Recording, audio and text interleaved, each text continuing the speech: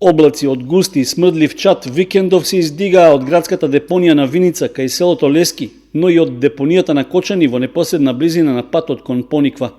Чадот се шири по целиот планински предел, а достигна и во низинскиот дел, прекривајќи ги блиските населени места.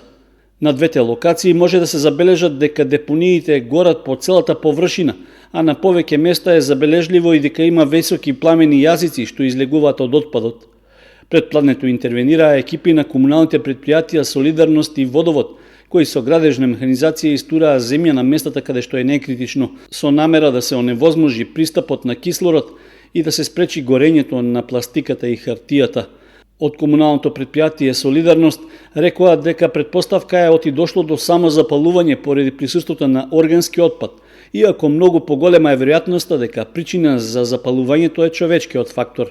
Ова не е прв пат депонијата кај селото Лески да гори и од неа да се шири густ чад, а регистрирано е дека огнот избувнал во неделата доцна навечер, поради што оценка е дека станува збор за подметнат пожар од лица кои неовластено влегуваат на депонијата.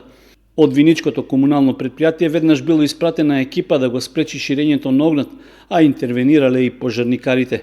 Исто така од Кочанското комунално предпријатие Водовод потврдија дека нивни екипи интервенирале во локализирањето на пожарот, а и понатаму останува постојаниот надзор на локацијата за да се спречи ширењето на огнот, со оглед што во близина има и неколку викенд кукички и лозја.